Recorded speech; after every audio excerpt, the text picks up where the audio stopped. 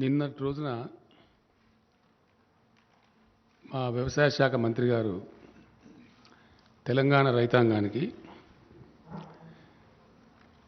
ఈ యాసంగిలో వరి పంట వేయకుండా ఇతర పంటలు వేయండి. కారణం ఏమిటి అంటే ధాన్యం సేకరణ చేసేటువంటి కేంద్ర ప్రభుత్వం ధాన్యం సేకరణ మేము చెయ్యము అని కరాఖండిగా తేల్చి చెప్తున్నారు కాబట్టి నష్టపోతాము, అట్లా వద్దు అని చెప్పారు. ఇంకొక మాట కూడా సందర్భంలో వారు చాలా స్పష్టంగా చెప్పారు. తెలంగాణ రాష్ట్రం ఏర్పడిన నాడు రైతుల ఆత్మహత్యలు, చాలా కకావికలైనటువంటి వ్యవసాయం, వలసలు, పాలమూరు, నల్లగొండ, మెదక్ జిల్లాల లాంటి ఆనాటి కరువు జిల్లాలుగా గుర్తించిన జిల్లాల నుంచి రైతులు కూడా కూలీ పనుల కోసం హైదరాబాద్ రావటం చాలా దారుణమైన పరిస్థితులు ఉండేవి. టీఆర్ఎస్ పార్టీ ప్రభుత్వం అయిన తర్వాత,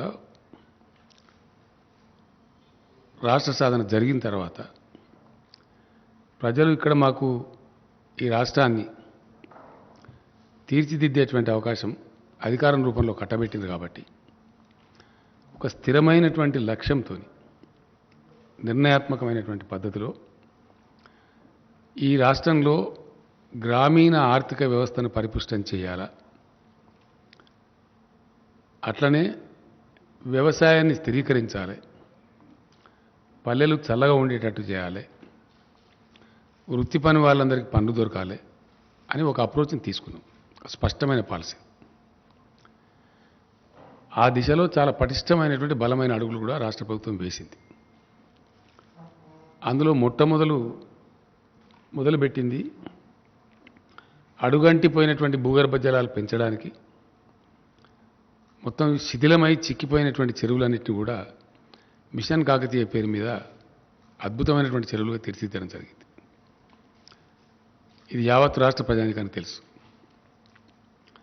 ఆ తదనంతరం చాలా అస్తవ్యస్తంగా, లోపభూయిష్టంగా, ఎప్పుడు వస్తుందో ఎప్పుడు పోతుందో తెలియనటువంటి కరెంటును పూర్తిగా సంస్కరించి అనేక పెట్టుబడులు పెట్టి 24 గంటలు అన్ని రంగాలకు భారతదేశంలో మరే రాష్ట్రంలో లేని విధంగా వ్యవసాయానికి కూడా 24 hours clean power supply, very clean power, standard power, quality పవర్ను కూడా సప్లై చేసినాం. అది మాత్రమే సరిపోదు అనే ఆలోచనతో పెట్టుబడులకు కూడా చిన్న చిన్న రైతాంగం, ఇక 93% పైబడి సన్న చిన్నకారు రైతులు ఉన్నారు కాబట్టి ప్రపంచంలో ఎక్కడ లేదు, ఇండియాలో కాదు, రైతు బంధు అనేటువంటి పథకాన్ని తెచ్చి మొదట పంటకు 4,000తో ప్రారంభించి దాన్ని 5,000కు పెంచి ఎకరానికి 10,000 రూపాయలు పెట్టుబడి కోసం ఒక సంవత్సరంలో ఇచ్చే ప్రభుత్వం ఒకటే ఒక ప్రభుత్వం ఇండియాలో, తెలంగాణ ప్రభుత్వం. అట్లాగే రైతులు చితికిపోయినారు కాబట్టి, బ్రతుకులు ఆగమైనవి కాబట్టి, చిన్న రైతులు పాపం చనిపోతే ఆ కుటుంబాలు రోడ్డున పడతాయి కాబట్టి అక్కడ కూడా ఇబ్బంది రావద్దని చెప్పి దాదాపు 1300-1400 కోట్లు యావత్తు రైతాంగం యొక్క ప్రీమియం కూడా ప్రభుత్వమే చెల్లిస్తూ ఒక పైసా కూడా రైతు మీద భారం లేకుండా రైతు బీమా పథకాన్ని కూడా తెచ్చినాం. ఇది కూడా unique scheme in the world. ఆ రోజు ఆయన ఎల్ఐసి చైర్మన్ గారే చెప్పారు, Telangana state is the largest customer of LIC అని చెప్పి ఆ చైర్మన్ గారే బాహాటంగా హెచ్ఐసిలో సభలో చెప్పినారు. ఇట్లాంటి ఇంకా అనేక చర్యలు. ఆ కాలంలో విత్తనాలు సరిగ్గా దొరికేటివి కావు, విపరీతమైన కల్తీ విత్తనాలు ఉండేటివి. మొత్తం భారతదేశంలో కేంద్రాన్ని కొన్ని నెలల పాటు కొట్లాడి ఒప్పించి పీడీ యాక్ట్, కల్తీ విత్తనాల అమ్మిల మీద పీడీ యాక్ట్ ఉన్న ఒకే ఒక రాష్ట్రం తెలంగాణ, ఇండియాలో ఎక్కడ లేదు. అది కూడా మమ్మల్ని చాలా సతాయించింది కేంద్రం అది ఏమంటే. అనేక నెలలు పోరాటం చేసి కేంద్రాన్ని ఒప్పించి కల్తీ విత్తనాలు అమ్మిన వాళ్ళ మీద పీడీ యాక్ట్ తెచ్చిన ఒకే ఒక రాష్ట్రం ఇండియాలో. ఇది రైతాంగం యొక్క శ్రేయస్సును కోరుకోలేదు. ఎరువులు అసలు దొరికేటి కావు.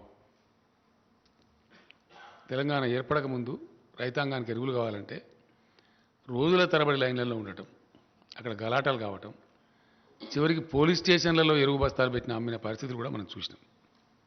రైతులు చూసింది అందరి గమనంలో ఉంది, అందరికి తెలిసిన విషయం. ఆ రోజు మొత్తం వాడినటువంటి ఎరువులలో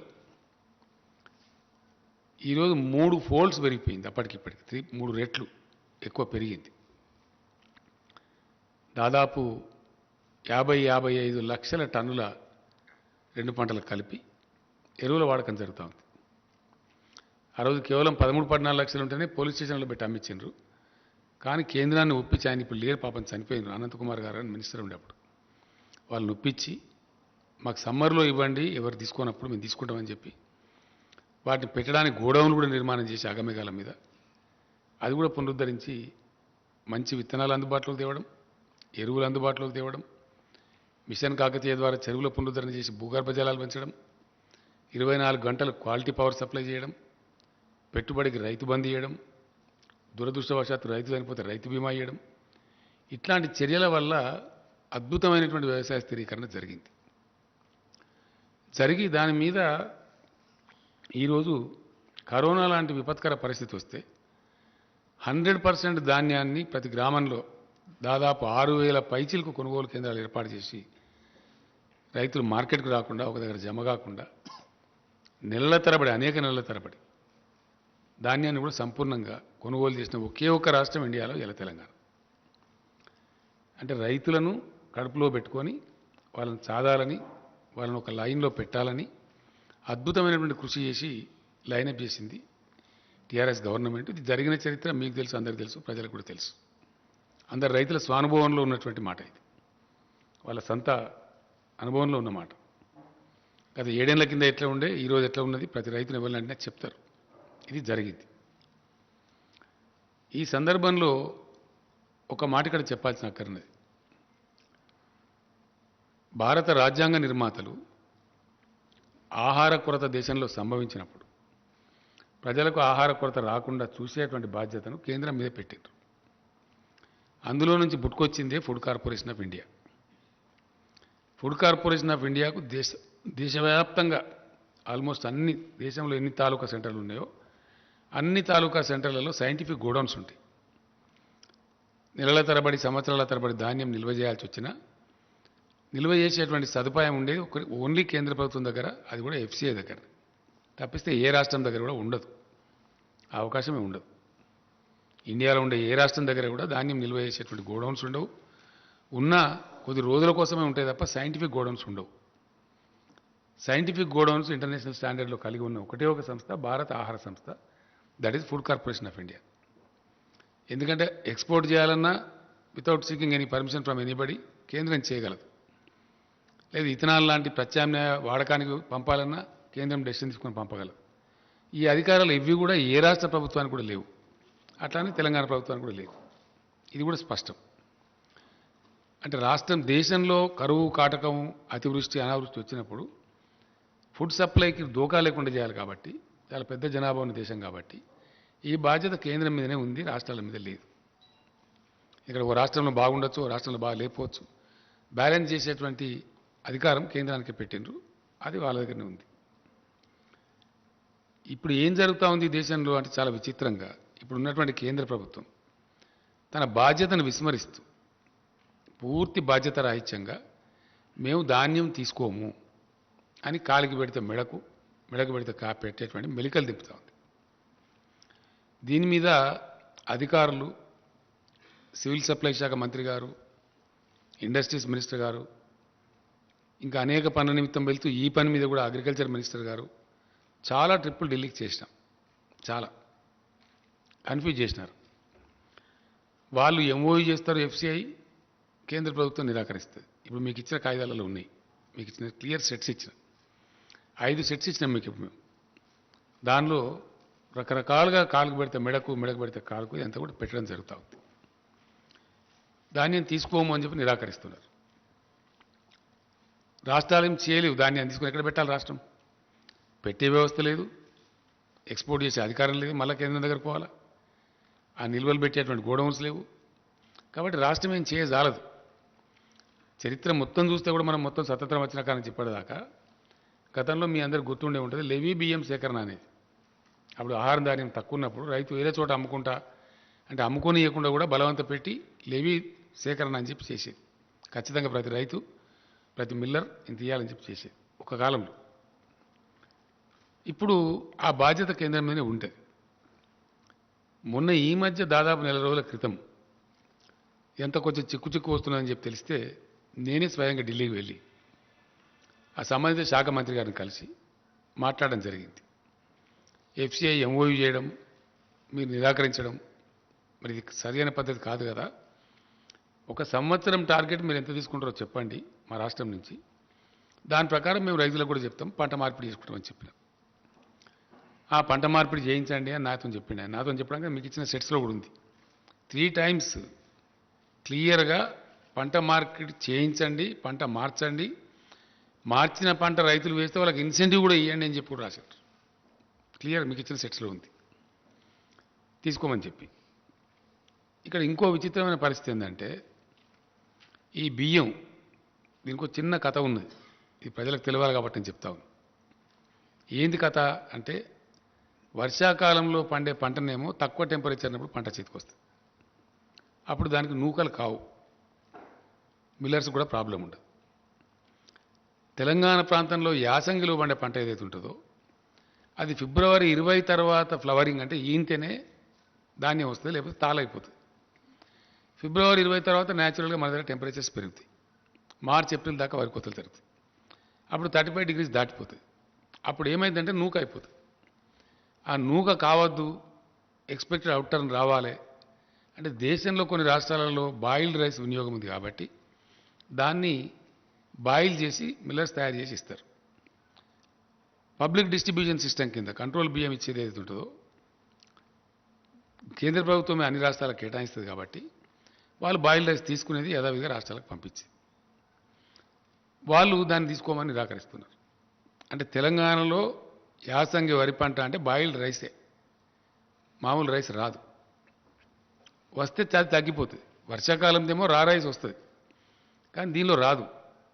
యాసంగిలో వరి పంట అంటే డెఫినెట్గా బాయిల్ చేయాల్సి వస్తుంది మ్యాక్సిమం. రా రైస్ పడితే ఏమైందంటే నూక ఎక్కువైపోయి బియ్యం % తగ్గిపోయి అది గిట్టుబాటు కాదు, అందువల్ల చెయ్యరు. దాన్ని దృష్టిలో పెట్టుకొని కేంద్రం తీసుకొని అంటున్నది. గత సంవత్సరం ఏం చేసినారు మీకు ఇచ్చిన దానిలో ఉంది, మీరు 80% బాయిల్డ్ రైస్ ఇవ్వండి, 20% మామూలు రైస్ ఇవ్వండి, మేము తీసుకుంటాం, అన్లిమిటెడ్ క్వాంటిటీ తీసుకుంటామని చెప్పి ఇక్కడ ఉండబడే ఎఫ్సిఐ జనరల్ మేనేజర్ ఆయన మన సివిల్ సప్లైస్ కమిషనర్ గారికి లెటర్ ఇచ్చాడు. 50 లక్షల టన్నుల బాయిల్డ్ రైస్కు ఒప్పందం చేసి ఇచ్చారు. ఆ లెటర్ కూడా ఉంది, మీకు ఇచ్చిన దానిలో ఉంది. కానీ తీరా అయింది ఒక 24 లక్షల టన్నులు తీసుకొని మిగతాది మేము తీసుకోమని మెలకబెట్టారు. నేను మొన్న వెళ్ళినప్పుడు మీరు తీసుకోమంటే మరి మేము ఇప్పుడు ఏం చేయాలా? ఆ ధాన్యం ఎటు పోవాలా? మాకేం వ్యవస్థ లేదు. ఎట్లా ఉంటుంది అంటే మీరు భవిష్యత్తులో మాకు బాయిల్డ్ రైస్ ఇవ్వము అని రాతపూర్వకంగా ఇవ్వండి, ఇన్ రైటింగ్ ఉన్నది, మీకు ఇచ్చిన లెటర్లో ఉంది, ఇన్ రైటింగ్ ఇవ్వండి, ఇస్తేనే మీ దగ్గర ఇప్పుడు ఉన్నది తీసుకుంటాం, లేకపోతే తీసుకోం. ఆ విధంగా చెప్పారు. అప్పుడు ఏం చేస్తాం మనం? ఆ రైస్ పోవాలి కదా, అది వేల కోట్ల రూపాయల వ్యవహారం. డబ్బులు మరి పెట్టి రైతులకు డబ్బులు ఇచ్చేసినాం, బ్యాంకులో ఇంట్రెస్ట్ పడతా ఉంటుంది. కాబట్టి దాన్ని ఏం చేసినామంటే రైటింగ్ రాసి ఇచ్చినాం ఆయన బలవంతం. కాబట్టి అక్కడికి ఇంకొక 5 లక్షల టన్నులు తీసుకోలే. మొదలు 24 లక్షల టన్నులు, తర్వాత మళ్ళీ 20 లక్షల టన్నులే తీసుకున్నారు. ఇంకొక 5 లక్షల టన్నులు ఇప్పుడు మిగిలింది. ఇది గత యాసంగి వడ్లే, దాని సంగతి ఇంకా తేల్చలేదు కేంద్రం, వాళ్ళ దగ్గర పెండింగ్ ఉంది ఆ ఇష్యూ. నేను చెప్పి వచ్చినా ఆయన మంచిగా పరిశీలించి చేస్తా అని చెప్పిండు, అది అక్కడ పెండింగ్ ఉంది. అదొక భాగం. దాని సంగతి ఏందని తెలియదు. రెండవ భాగం, ఈ సంవత్సరానికి ఎంత ఇస్తారో చెప్పండి అని అడిగినాం. ఆ టీకా మై బాత్ మే బాత్ కాదు, నేనే ఐసా నహీ హోతా, నేను ఉంటా, నేను ఇదే పనిగా వచ్చిన కాబట్టి నేను రేపు కూడా ఉంటా, మీరు పిలవండి, మీ సెక్రటరీని పిలవండి, మీ ఎఫ్సిఐ వాళ్ళని పిలవండి, అందరి ముందు నేనే ఉండి మాట్లాడతాను చెప్పండి. మాకు స్పష్టమైన అవగాహన కావాలి, కన్ఫ్యూజన్లు పనికిరాదని చెప్పి తెల్లారి సమావేశం పెట్టారు. పెట్టిన తర్వాత మంత్రి ఏమంటారంటే మేము ఇంత తీసుకునే పరిస్థితి లేదు, కాబట్టి ఎంతో కొంత నిర్ణయం చేసి మీకు తెలియజేస్తాం, మీకు కమ్యూనికేట్ చేస్తామని చెప్పారు. ఈ రోజు వరకు ఎంత తీసుకుంటామనేది వాళ్ళు చెప్పలే. ఈ సంవత్సరం పంట యాసంగి పోయిన తర్వాత ఈ సంవత్సరంలో ఈ కాలం ఆ కాలం లేదు. బాయిల్ రైస్ అయితే జీరో, మేము తీసుకో ఒక కేజీ కూడా తీసుకోం. రా రైస్ ఎంత తీసుకుంటాం అది కూడా చెప్పలేదు. ఈ కన్ఫ్యూజన్లో ఏమైంది, వర్షాకాలంలో మన దగ్గర వేసిన పంట 62 లక్షల పైచిలక ఎకరాలలో తెలంగాణలో వరి పంట వేసిండ్రు. ఇప్పుడు కోతలు స్టార్ట్ అయింది, ఇప్పుడు స్టార్ట్ అయిపోయి ధాన్యం వస్తూ ఉంది. సరే, దానికి కేంద్రం తీసుకుంటామని చెప్పారు, వాళ్ళు ఎంతో కొత్త తీసుకుంటామని. ఎంత తీసుకుంటామని చెప్పలే. ఇప్పటికి ఈరోజు కమ్యూనికేషన్ లేదు, ఇదే తీసుకునే పరిస్థితి లేదు వాళ్ళు చెప్పే ప్రకారంగా. అంటే సుమారు 1,70,00,000 దాకా వడ్లు వస్తాయి, 1,10,00,000 దాకా ఇంచుమించుగా రైస్ వస్తుంది. 1,10,00,000 రైస్ ఇప్పుడు వర్షాకాలం పంటనే రెడీగా ఉండి ఏదైతే ధాన్యం మార్కెట్లకు వస్తున్నదో, కొనుగోలు కేంద్రాలకు వస్తున్నదో, ఇప్పుడు రెడీగా ఉంది. దాన్ని తీసుకునే దిక్కే లేదు ఇప్పుడు. దానికి ఇంకా లెటర్ రాలేదు. నేను మొన్న కూడా 3 days బ్యాక్ కూడా 4 days బ్యాక్ కూడా ఆ మంత్రి గారికి ఫోన్ చేస్తే నేను విదేశాలకు పోయినా, నేను లేకుంటుంది, మీకు 1-2 daysలో చెప్పేస్తాను చెప్పలే. ఆయన సమాధానం లేదు. లేకపోగా ఏం చేసిండ్రు, మీ దగ్గర 62 లక్షల ఎకరాలలో వరి పంట లేనట్టున్నది, శాటిలైట్ పిక్చర్ చూపెడతలేదు అని మనల్ని కించపరిచే మాట మాట్లాడు. నాకు కోపం వచ్చి నేను చెప్పిన, ఇదేం పద్ధతి అండి, మీరు తీసుకోమని చెప్పండి, తీసుకుంటామని చెప్పండి. ఒక రాష్ట్ర ప్రభుత్వంగా మేము లేని వారిని ఉన్నట్టు చెప్తామా? అటువంటి అక్రమాకి ఏముంటుంది? అది ఓను మళ్ళీ మేము రికార్డ్స్ డిజిటలైజ్ చేసినాము, ధరణి పోర్టల్ తెచ్చినాము, ప్లస్ రైతు బంధు డబ్బులు ఇస్తాం. మేము ఏ రైతుకు డబ్బులు ఇస్తున్నాం అనేది మా ఫైనాన్స్ సెక్రటరీ గారికి ఇక్కడ హైదరాబాద్లో వేస్తే వాళ్ళ బ్యాంక్ ఖాతాలకు వెళ్ళిపోతున్నాయి. కాబట్టి ఇంత పారదర్శకంగా చేసేదాన్ని మీరు కాదని చెప్తే చాలా టూ మచ్, ఇది కరెక్ట్ కాదు అని కోపానికి వచ్చారు. సరేనండి, మంచిది, మీ వాళ్ళని పంపమంటే మన అగ్రికల్చర్ సెక్రటరీ, మన ఫైనాన్స్ సెక్రటరీ మన ఢిల్లీకి పోయి 3 రోజులు ఉండి వచ్చారు. దాని మీద ఇప్పుడు ఉలుకు లేదు, పలుకు లేదు, ఇప్పటి సమాధానం రాలే. అంటే 62 లక్షల ఎకరాల్లో వచ్చేటువంటి సుమారు 1,70,00,000 వడ్లదే అతిగతి లేదు. ఇప్పుడు ఇది రెడీగా వచ్చిన పంటదే. ఇది ఉన్న యథాతథమైన పరిస్థితి. దీని మీద వాళ్ళు ఎట్లా మాటలు మార్చినరో, ఎట్లా లెటర్లు ఇచ్చినరో, ఇవన్నీ కూడా ఇప్పుడు మీకు నేను 5 sets ఇచ్చిన. దానిలో హైలైట్ కూడా చేసినాం మేము. ఎస్, వస్తుంది ఇప్పుడు ఆటోమేటిక్గా, దానికే ఇప్పుడు ఏం లేదు. ఇది ఈ విధంగా ఉంది. ఈ విధంగా ఉన్నటువంటి దాన్ని ఇదే ఒక ఇబ్బంది ఉంది, ఒక సమస్యాత్మకంగా ఉంది. ఇది ఏం తేలాలని చెప్తే మనం ఇటీవల శాసనసభ సమావేశం జరిగినప్పుడు కూడా దానిలో కూడా నేను స్పష్టంగా చెప్పాను రైతాంగానికి. ఇదంతా ఇప్పుడు మీకు చెప్పిన సబ్జెక్ట్ అంతా చెప్తూ, నవంబర్లో మొదటి వారంలో కానీ 2వ వారంలో కానీ ప్రకటిస్తారు, ప్రభుత్వం ప్రకటిస్తుంది, యాసంగిలో ఏ పంటలు వేసుకోవడం ఉత్తమం అనే మాట చెప్తామని చెప్పాను. అక్కడి నుంచి సమాధానం లేదు ఒకటి. రెండోది బాయిల్ రైస్ అయితే తీసుకోమని చెప్పాను, 2 స్పష్టంగా ఉంది. కాబట్టి వరి పంట వేస్తే ఏమవుతుంది, రైతులు నష్టపోతారు, అది అమ్ముడు పోదు. రాష్ట్ర ప్రభుత్వం కొనుగోలు చేయజాలదు, బికాస్ కేంద్రం తీసుకోదు. కాబట్టి రాష్ట్ర ప్రభుత్వం తీసుకొని ఏం చేయాలా, తీసుకోజాలన్నప్పుడు ఎటువాలం పోదు. దానికి బదులుగా మేము గతంలో 15-20 రోజుల నుంచి 30 రోజుల నుంచి నేను 2-3 times నేను మినిస్టర్ గారు అంతా రివ్యూలు చేసి ఏ పంటలు వేయడానికి అనుకూలంగా ఉంటుంది శాస్త్రవేత్తలను పిలిపించి, అగ్రికల్చర్ యూనివర్సిటీని పిలిపించి మాట్లాడి, కొన్ని రకాల సీడ్స్ మన దగ్గర లేకపోతే కూడా దాన్ని తెప్పించినాం. ఏ పంటలు అయితే వేయచ్చో, ఏ పంట లాభసాటి ఉంటుందో, నువ్వులు కానీ, ఆవాలు కానీ, మన పల్లికాయ కానీ, ఇంకా ఇతర దాదాపు 9-10 పంటలని వేదగినటువంటి వరి కంటే మంచి లాభం వచ్చే పంటలు కూడా ఉన్నాయి. మనం ఎందుకంటే కరెంటు తెచ్చినాం, నీళ్లు తెచ్చినాం, భూగర్భ జలాలు పెంచినాం, పెట్టుబడి ఇస్తున్నాం, రైతాంగం చేయడానికి సిద్ధంగా ఉన్నారు, వ్యవసాయ స్థిరీకరణ జరిగింది రాష్ట్రంలో. కాబట్టి మన రైతాంగం నష్టపోవద్దు, రైతాంగాన్ని కాపాడుకోవాలి అని మేము ఇతర పంటలు వేయమని చెప్పాం. నిన్న వ్యవసాయ శాఖ మంత్రి గారు స్టేట్మెంట్ ఇచ్చారు. ఇది ధాన్యం పంట, దాని సేకరణ, దాని చుట్టూ ఉన్నటువంటి విషయం. ఒక స్పష్టమైన అవగాహనతోని మేము చెప్పిన రైతులకు ఎందుకు చెడిపోయి ఎటుకాకుండా అయిపోయి గత్తరబిత్తరైపోయి ఆత్మహత్యలు చేసుకొని ఆగమైపోయిన తెలంగాణ రైతాంగాన్ని 7 సంవత్సరాల అవిరళ కృషి ద్వారా, అనేక పటిష్టమైన చర్యల ద్వారా ఒక దరికి తెచ్చినాం మేము. డెఫినెట్గా ఇలా గ్రామాలలో సంతోషం ఉన్నది. పంటలు పండుతున్నాయి మంచిగా, అద్భుతమైన పంటలు పండుతున్నాయి, నీళ్లు వస్తున్నాయి. కాకతీయ కెనాల్లో దాదాపు 9 నెలల పాటు నీళ్లు పారే పరిస్థితి కళ్ళారా చూస్తూ ఉన్నాం. ఇతర అనేక ప్రాజెక్టులు పారుతున్నాయి. ఇట్లా చేసి పెండింగ్ ప్రాజెక్టు కంప్లీట్ చేసినాం, కాళేశ్వరం లాంటి పెద్ద ప్రాజెక్టులను కంప్లీట్ చేసినాం. ఇవన్నీ చేసి ఒక స్థిరీకరణ చేసి ఇప్పుడిప్పుడే స్థిరపడి నిలదొక్కుని బ్రహ్మాండంగా రైతాంగం ఒక ఆశావాద దృక్పథం అయిపోతున్నారు. బ్యాంకులలో లోన్లు తీసుకుంటలేరు, తగ్గిపోతూ ఉంది. పెట్టుబడి అందిస్తున్నాం కాబట్టి సకాలంలో టైంలీ పోతుంది కాబట్టి చిన్న రైతుకైతే బ్యాంక్ పోయి లోన్ తీసుకునే అవసరమే లేకుండా పోతూ ఉంది. ఆ రకంగా జరుగుతూ ఉంది. ఈ పరిస్థితి ఈ విధంగా ఉంటే నిన్న మంత్రి గారు స్టేట్మెంట్ ఇస్తే ఈ రాష్ట్ర బీజేపీ అధ్యక్షుడు, దేశాన్ని పరిపాలించేటువంటి బీజేపీ అధ్యక్షుడు చాలా బాధ్యతారహితంగా అసత్యమైనటువంటి విషయాన్ని, పచ్చి అబద్ధాన్ని ఆయన చెప్తున్నాడు. ఏమని చెప్తున్నాడు ఆయన? మీరు రైతులు వరి పంటనే పండించాలి, పండించండి, మెడలు వంచి మేము కొనిపిస్తాం. ఎవరి మెడలు వంచుతాడైనా? ఆయన మెడ వంచుకుంటాడా? కేంద్రం మెడ వంచుతాడా? ఎవరి మెడ వంచుతాడు? ఇంత దురుసుగా ఎట్లా మాట్లాడతారు నాకు అర్థం కాదు. ఏం పద్ధతిలో మాట్లాడతారు? కేంద్ర ప్రభుత్వం ఆర్డర్ ఇస్తుందా మరి? నిన్న నేను కూడా ఈరోజు చెప్తున్న రైతాంగానికి ఏంటంటే, తెలంగాణలో సామెత ఉంటుందండి, మంది మాటలు పట్టుకొని మార్మానం పోతే మళ్ళొచ్చే వరకు ఇల్లు కాలిపోయింది. ఈ అడ్డదిడ్డం మాట్లాడి, బాధ్యత లేకుండా మాట్లాడి, అనధికారికంగా మాట్లాడి, ఢిల్లీ బీజేపీ ఏమో ఇది చెప్తుంది, ఈ లెటర్లు ఇస్తుంది బాజాప్తా అఫీషియల్గా, గవర్నమెంట్ జరిగే కరస్పాండెన్స్లో లెటర్స్ ఇచ్చి మేము కొనము, బాయిల్డ్ రైస్ అయితే 1 కిలో కూడా తీసుకోము అని వాళ్ళు కండిషన్లు పెట్టి రాసి డబుల్ పేమెంట్ ఇవ్వకుండా రాష్ట్ర ప్రభుత్వాన్ని సతాయిస్తారు.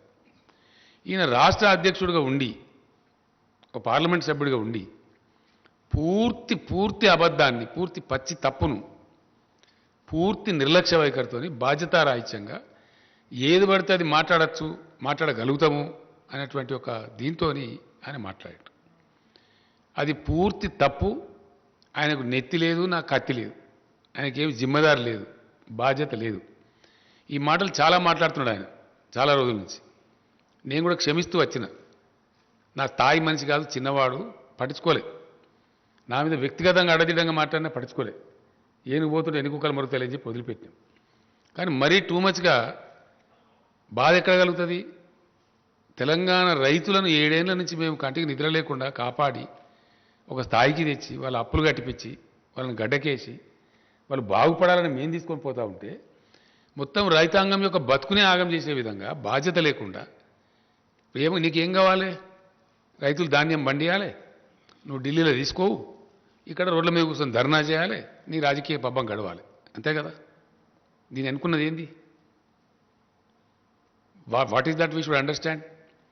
ఇలా నేను మాట్లాడాల్సిన అవసరం ఏమొచ్చింది ప్రత్యేకించి? నిన్న అతను స్టేట్మెంట్ ఇచ్చి ఒక కన్ఫ్యూజన్ క్రియేట్ చేసింది కాబట్టి డెఫినెట్లీ నేను రైతాంగానికి చెప్తా ఉన్నా, ఈ సొల్లు కబుర్లు నమ్మి, ఈ పనికి మాలిన మాటలు నమ్మి వరి పంట కనుక వేస్తే దెబ్బ తింటాము. ఇక తెలంగాణలో ఉండేటువంటి వాతావరణ పరిస్థితుల వల్ల యాసంగిలో వరి పంట మనకు క్షేమదాయకం కాదు. తీసుకునేటువంటి కేంద్రం చేతులు ఎత్తేస్తూ ఉంది, మేము తీసుకోమని నిరాకరిస్తూ ఉంది. కేంద్రం మొదటి నుంచి కూడా ఆనాటి నుంచి ఈనాటిదాకా రైతు వ్యతిరేకంగా పోతూ ఉంది. రైతు ప్రయోజనాలను కార్పొరేట్లకు అప్పచెప్తా ఉంది. సంవత్సర కాలం నుంచి ఢిల్లీలో రైతులు ధర్నాలు చేస్తూ ఉన్నారు, ఉద్యమాలు చేస్తూ ఉన్నారు, రైతుల మీద కార్లెక్కించి చంపుతా ఉన్నారు, రైతులను కొట్టుమని ప్రవోక్ చేసి చెప్తా ఉన్నారు ముఖ్యమంత్రి స్థాయిలో ఉండే వ్యక్తులు. కేంద్ర మంత్రులు కార్లెక్కించి చంపుతారు, ముఖ్యమంత్రులేమో దాడి చేయమని చెప్తారు. అంటే ఎంత దూరమైనా పోయి రైతులను వీళ్ళు తొక్కివేసి అణిసివేసే పరిస్థితులు ఉన్నారు కాబట్టి వాళ్ళ వైఖరి స్పష్టంగా తెలుస్తున్నది. కాబట్టి రేపు మనకు కూడా ఇదే పరిస్థితి సంభవిస్తుందని చెప్పి నిన్న మంత్రి గారు చాలా బాధ్యతతోని చాలా స్పష్టంగా రైతులను కాపాడుకోవాలనే ఉద్దేశంతో ఇంత దూరం తీసుకొచ్చి, ఇంత మంచి పెట్టుబడి ఇచ్చి, కరెంట్ ఇచ్చి, మాకేమో బాధ్యత ఉంది. ఈ రాష్ట్రాన్ని తెచ్చినాం, మేము రైతాంగాన్ని ఒక దరికి తెచ్చినాం, వ్యవసాయాన్ని ఒక దరికి తెచ్చినాం. ఇలా సంతోషంతో ముఖాలు వెలుగుతున్నాయి. కాబట్టి 7 ఏళ్ళు చాలా మేము సహనంతో ఉన్నాం. వీళ్ళు అడ్డదిడ్డంగా మాట్లాడినా, పిచ్చి పిచ్చిగా మాట్లాడినా, అహంకారపూరితంగా మాట్లాడినా, చాలా దురుసుగా మాట్లాడినా, వాళ్ళ స్థాయిని మించి మాట్లాడినా క్షమించినాం, ఊరుకున్నా, మేము వదిలిపెట్టినాం. కానీ రైతాంగం జీవితంతోనే ఆడుకుంటాము మా చిల్లర రాజకీయాల కోసం. తెలంగాణ రైతులు ఏమైనా పర్వాలేదు, పంట పండించే వాళ్ళు మునిగినా పర్వాలేదు, కానీ మేము మాత్రం సొల్లు పురాణం మాట్లాడుతూనే ఉంటాం, అడ్డం పొడుగు మాట్లాడుతూనే ఉంటాం అనే పద్ధతిలో మాట్లాడినారు. కాబట్టి నేను ఇలా రియాక్ట్ అయ్యి ఇది చెప్పాల్సి వస్తున్నది. రైతాంగాన్ని హెచ్చరించుకోవాలి, రైతాంగాన్ని కాపాడాలి కాబట్టి చెప్తా ఉన్నాను. డెఫినెట్లీ 100% వీళ్ళు చెప్పేది తప్పు.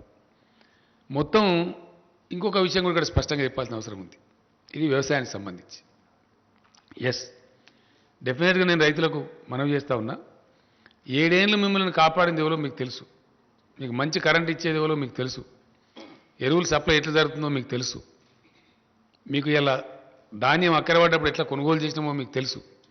మీరు నష్టపోవద్దని, మీకు ఇబ్బంది కావద్దని, మీరు మునిగిపోవద్దని, అనవసరంగా కేంద్రం కొన్నటువంటి ధాన్యాన్ని పండించి దెబ్బతినవద్దని, మళ్ళా తెలంగాణ రైతులకు దుస్థితి రావద్దని మేము ఈ మాట చెప్పినాం. నిన్న మంత్రి గారు చెప్పిన మాట ఎందుకు చెప్పిండు ఆయన? అక్కడి నుంచి జవాబు లేదు. వర్షాకాలం పంటకే తీసుకున్నారా తెలియదు. అయినా మేము కొనుగోలు కేంద్రాలు ప్రారంభించినాం. ఎట్లనే చేసి ఫైట్ చేద్దాం, కాదంటే ఇంకేదైనా చేద్దాం, కానీ రైతులు మాత్రం నష్టపోనియద్దు. ఈ వర్షాకాలంలో పండిన పంట కొననైతే కొందాం, తర్వాత చూద్దామని చెప్పి ధైర్యం చేసి మేము కొనుగోలు కేంద్రాలు స్టార్ట్ చేస్తాం. కొనుగోలు కేంద్రాలు పెట్టాలని ధర్నా చేస్తారు వీళ్ళే, ఎక్కువ పెట్టాలని చెప్పి. ఢిల్లీలో ధాన్యం కొనరు వీళ్ళే. మళ్ళీ ఇప్పుడు యాసంగిలో పంట ఏమని చెప్పి బాధ్యతారహితంగా చెప్తారు వీళ్ళే. అంటే ఏంది ఇది? దీన్ని ఎట్లా అర్థం చేసుకోవాలా? ఇది బాధ్యత కలిగిన ముచ్చటేనా మాట్లాడే? ప్రతి విషయంలో కూడా ఇదే మోసం, ప్రతి మాటలో కూడా ఇదే ఒక అహంకారంతో కూడుకుని ముచ్చట. చాలా చూసినాం ఇట్లా.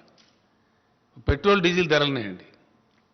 పెట్రోల్ డీజిల్ ధరలు అద్భుతమైనటువంటి పద్ధతిలో అబద్ధం చెప్పింది కేంద్ర ప్రభుత్వం. ఎస్, 14లో వీళ్ళు అధికారానికి వచ్చిన నాడు క్రూడ్ ఆయిల్ ధర ఇంటర్నేషనల్ మార్కెట్లో $105.52 ఉంది, US డాలర్స్. $105.52. ఇవాళ క్రూడ్ ఆయిల్ ధర $83 ఉంది. బీజేపీ అధికారంలోకి వచ్చిన 2014 నుంచి నేటి వరకు ఏ ఒక్క సంవత్సరం కూడా 105ను మించి పోలే. $105 దాటలే ధర. మనందరికీ తెలిసి మనం వార్తలు చూసినాం. ఆయిల్ ప్రైజెస్ క్రాష్ అయిపోయి $30 పోయింది ఒకసారి, అయితే $30 పోయింది. బ్రెజిల్ దేశం దెబ్బతిన్నది, రష్యా ఎకానమీ దెబ్బతిన్నది, అవన్నీ కూడా మనం చూసినాం. అయినా వీళ్ళు అంతర్జాతీయ విపణిలో పెరిగింది అని అబద్ధం చెప్పి మోసం చేసి 2 మోసాలు చేసిండ్రు కేంద్ర ప్రభుత్వం. ఒకటి, పెరగని అంతర్జాతీయ ధరలు పెరిగినాయి అని అబద్ధం చెప్పింది ప్రజలకు, దేశానికి. నెంబర్ 1. నెంబర్ 2, పెంచే పద్ధతి వాస్తవానికి ఏంటంటే సుంకం పెంచాలి, అది పెంచకుండా దాన్ని సెస్ రూపంలో కన్వర్ట్ చేశారు రాష్ట్రాల వాటా ఎగ్గొట్టడానికి. ట్యాక్స్ రూపంలో కలెక్ట్ చేస్తే, ట్యాక్స్ పెంచి చేస్తేనేమో ఆటోమేటిక్గా డివైజ్ పూల్లోకి పోతుంది. రాష్ట్రాలకు 41% వాటా ఇవ్వాలి. రాష్ట్రాల వాటా ఎగ్గొడుతూ, రాష్ట్రాల నోరు కొడుతూ దాని పేరు సెస్ కింద మార్చి సెస్ వసూలు మొదలుపెట్టారు. లక్షల కోట్ల రూపాయలు, అనేక లక్షల కోట్ల రూపాయలు. ఇలా ఏపీ చీఫ్ మినిస్టర్ గారు అయితే పేపర్లో ఒక అడ్వర్టైజ్మెంట్ ఇచ్చిండ్రు. చేసి ఏం చేసిండ్రు? భయంకరంగా పెంచేసిండ్రు. ఆ రోజు ₹77 పెట్రోల్ ధర ఉంటే ₹114.49 చేసిండ్రు. ₹77 నుంచి ₹114 చేసింది పెట్రోల్ ధర. డీజిల్ ధర ₹68 ఉంటే ₹107 చేసిండ్రు.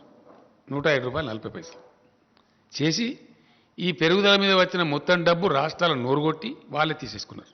సెస్ రూపంలో మార్చేసి, ట్యాక్స్ రూపంలో పెట్టకుండా. ఇటు రైతులకు, ప్రజలకు మోసం, ప్రజల మీద భారం వేయడం, అబద్ధాలు చెప్పి వేయడం, అంతర్జాతీయ మార్కెట్లో పెరగకపోయినా కానీ పెరిగిందని చెప్పడం, పచ్చి తప్పు, పచ్చి మోసం, ప్రజలను మోసగించడం. రెండవది, రాష్ట్రాల వాటా ఎగ్గొట్టడం సెస్ రూపంలోకి మార్చి. ఈ 2 పనులు చేసి పెంచి ఇప్పుడు ఏం జరిగింది? మొన్న జరిగిన ఉప ఎన్నికలలో ప్రజలు తీవ్రంగా రియాక్ట్ అయ్యారు, కొట్టిండ్రు. ఇప్పుడు 4 రాష్ట్రాల ఎన్నికల్ని అక్కడి కోసం కంటి తుడుపు చర్య కింద, ఐవాష్ కింద ఒక ₹5 పెట్రోల్ మీద, డీజిల్ మీద ఎంత ₹10 తగ్గించి, ఇదేదో మేము ఘనకార్యం చేసినాం, పెంచింది కొండంతా, తగ్గించింది పిసరంత. కొండంత పెంచి పిసరంత తగ్గించి ఇంకా ఈ గొప్పతనానికి మేము చేసిన గొప్పతనానికి మేము చేసిన మోసానికి మీరు రాష్ట్రాలు కూడా తగ్గించండి. మేము ధర్నాలు చేస్తాం. ఎవరు ధర్నా చేయాలా? ధర్నా మీరు చేయన్నా మేము చేయన్నా? నేను ఇప్పుడు డిమాండ్ చేస్తా ఉన్న కేంద్ర ప్రభుత్వాన్ని, ఈ రాష్ట్ర బీజేపీని, సెస్ విత్డ్రా చేసుకోండి మొత్తం. కమాన్ విత్ డ్రా సెస్. 105 రూపాయలు దాటనే లేదు. ప్రజల మీద భారం వేయొద్దంటే, మీకు ప్రజల మీద ప్రేమ ఉంటే డెఫినెట్గా మీరు 77 రూపాయలకి పెట్రోల్ ఇచ్చేయాలి. 2014 రేట్కి ఇవ్వచ్చు. పెరగలే. మీరు పెంచారు, ప్రజల మీద మీరు భారం వేసారు. సైమల్టేనియస్లీ రాష్ట్రం ఒక పైసా పెంచలే. ఆనాడు ఎంతుందో మేము అధికారంలోకి వచ్చినాడు వ్యాట్ మేము పెంచగలిగే ఒక వ్యాటే. వ్యాట్లో మేము ఒక నయా పైసా, రూపాయి కాదు నయా పైసా కూడా పెంచలే. పక్కనున్న ఏపీ అన్న కనీసం వాళ్ళు రోడ్డు సెస్ అని చెప్పి ఒక రూపాయి తీసుకుంటారు, కానీ మేము రూపాయి కాదు పైసా కూడా తీసుకోలేదు. ఒకటి మీరు పెంచిండ్రు, 2 మేము రాష్ట్రం పెంచలే. ఇలా మమ్మల్ని తగ్గించి మనం ఎట్లా మాట్లాడతావు? నువ్వు ఏ నైతికతతో మాట్లాడతావు? అంటే అడ్డం పొడుగు ఇష్టం వచ్చినట్టు నోటికొచ్చినట్టు ఏదైనా సరే మాట్లాడచ్చు అని చెప్పి ఒక అహంకారంతో మాట్లాడుతూ ఉన్నారు. మితిమీరి అతిమీరి అడ్డదిడ్డంగా మాట్లాడుతూ ఉన్నారు. నేను ఇక్కడ ఒకటే మాట మనం చేసేది ఏంటంటే, నన్ను వ్యక్తిగతంగా నిందించినా నేను పడ్డా.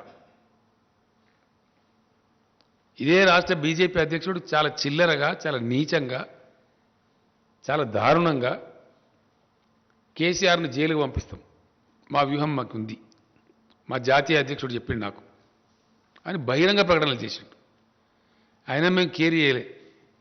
ఏనుగోంగా ఎన్ని కుక్కలు మరుగుతాయి అనుకుని నన్ను జైలుకు పంపిస్తావాను?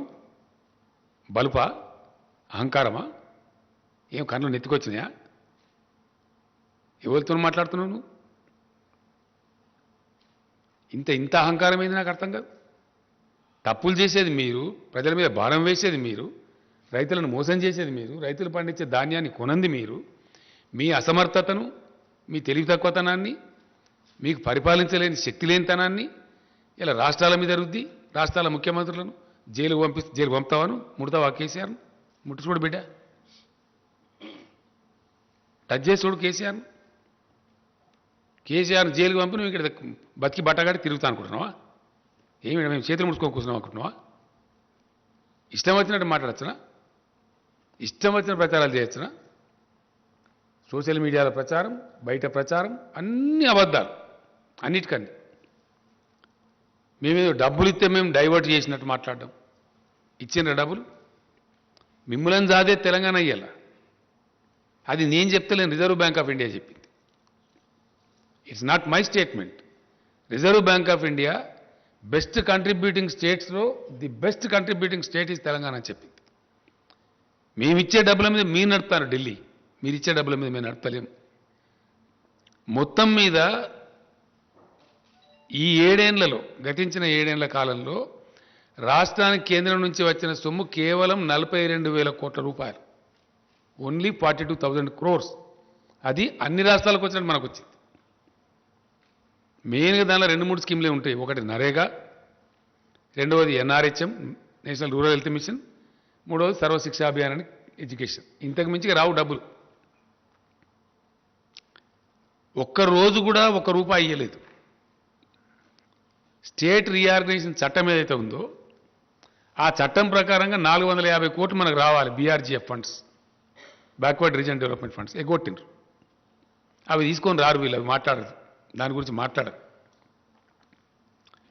మంత్రుల మీద, ముఖ్యమంత్రి మీద పెద్దంతరం చిన్నంతరం లేకుండా కళ్ళు నెత్తికెక్కి ఎంత పడితే అంత మాట్లాడి, మేము ఎందుకంటే రాష్ట్రం కొత్తగా తెచ్చుకున్నాం, ఎందుకు మనకు పెద్ద కేంద్రంతో అంత పెద్ద అప్ఫ్రంట్ కన్ఫ్రంటేషన్ ఎందుకు, ఒక పద్ధతిగా రాష్ట్రాన్ని సెటిల్ చేసుకుందామని మేము ఓపిక వహించి, సంయమనం వహించి, కేంద్రం సహకరించకున్నా 5 సంవత్సరాలు హైకోర్టు విభజన చేయలే. ఎందుకు చేయలేదు నేను అడుగుతా ఉన్నా? ఏం కారణం చేసి చేయలేదు? మీది అసమర్థ ప్రభుత్వం కాదా?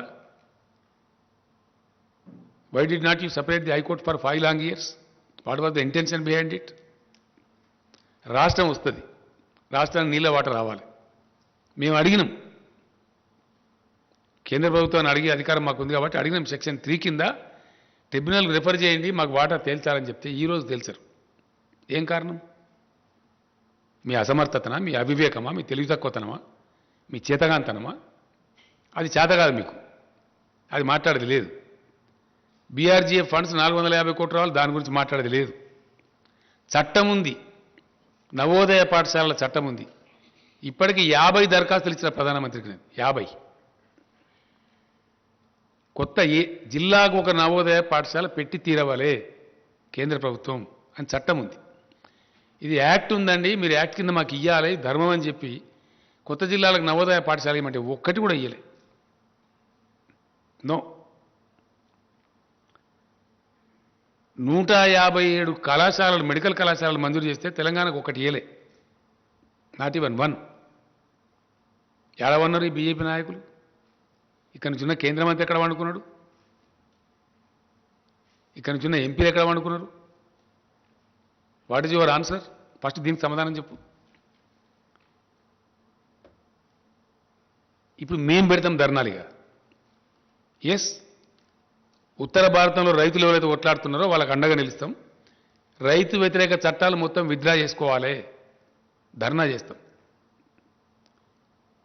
డెఫినెట్గా సీరియస్గా కొట్లాడతాం. పెట్రోల్ మీద పెంచినటువంటి సెస్సులు పెట్రోల్ డీజిల్ మీద వెంటనే విరమించుకోవాలి. మిమ్మల్ని పండనీయం నిల్వనీయం. తెలంగాణలో పండించే వరి ధాన్యాన్ని పూర్తిగా కొనుగోలు చేయాలి.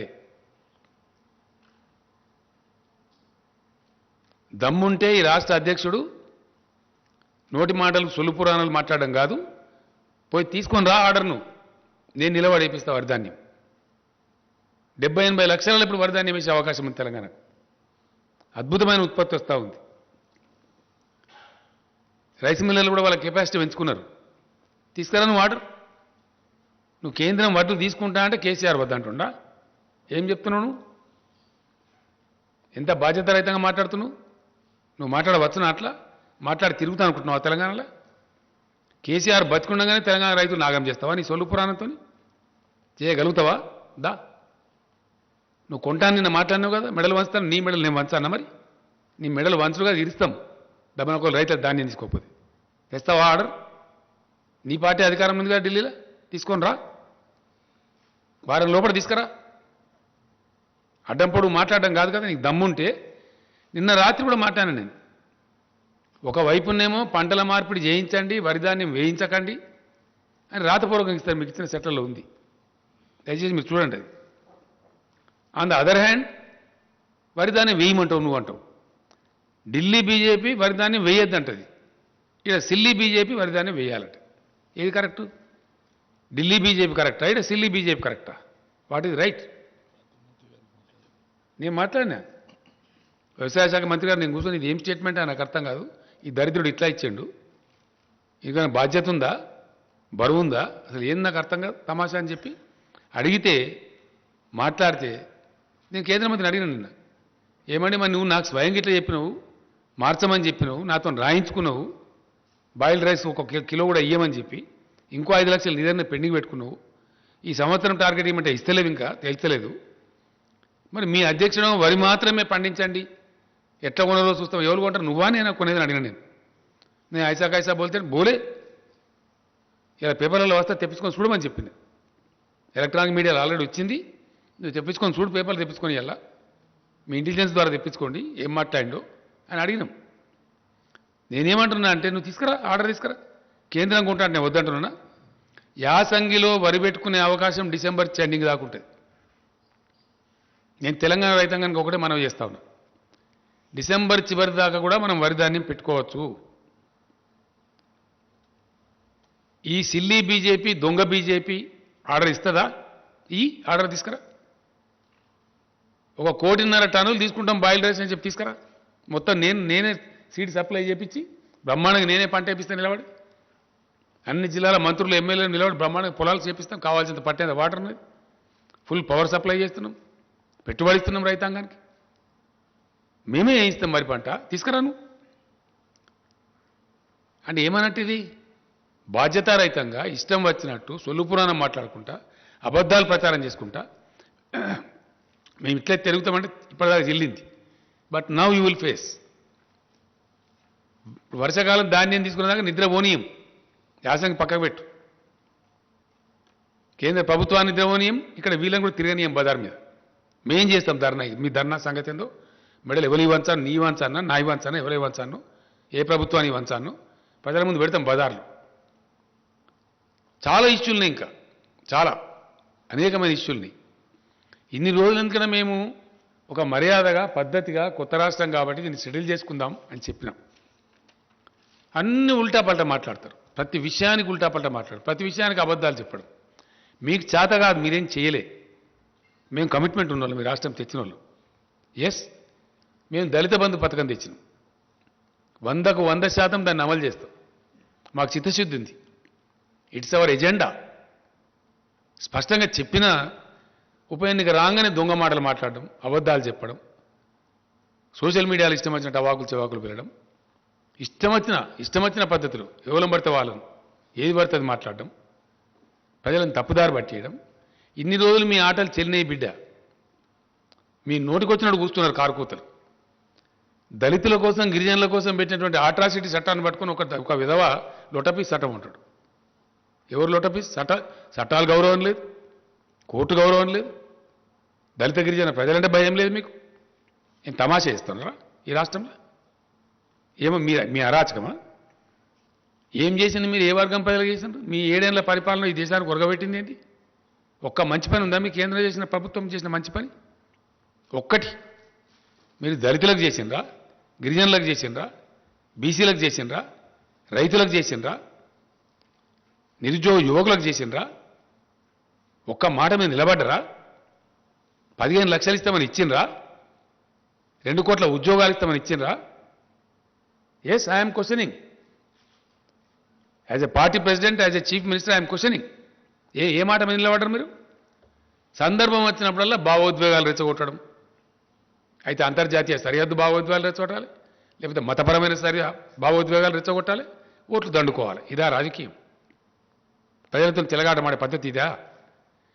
ఇలా మొత్తం నాశనం పట్టిన దేశాన్ని, దేశ జీడిపి మంట కలిసిపోయింది, ఫుడ్ సెక్యూరిటీలో నాశనం అయిపోయింది. నేపాల్ కన్నా, బంగ్లాదేశ్ కన్నా, పాకిస్తాన్ కన్నా తక్కువ ఉంటుందా ఇండియా జీడిపి? ఎవరి ఘనకార్యం ఇది? ఎవరి తప్పిది? మీకు చేతగాక, వ్యవహారం చేయరాక, అడ్డగోలు ట్యాక్సులు పెంచి ప్రజల మీద భారం పెంచుకుంటా, మొత్తం ప్రభుత్వ రంగ సంస్థలను ఊడబీకి ప్రైవేటైజ్ చేసి, ఎంత అద్భుతమైన సంస్థనండి ఎల్ఐసి లాంటి సంస్థను ఎందుకు ప్రైవేటీకరించాలా? కేంద్ర ప్రభుత్వానికి 30-40 లక్షల కోట్లు ఇస్తారు వాళ్ళు డబ్బులు. మీ బడ్జెట్లో బాగా ఉంటుంది అది. అటువంటి బ్రహ్మాండమైన సంస్థలను నిర్వీర్యం చేసుకుంటూ మీరా మాట్లాడే?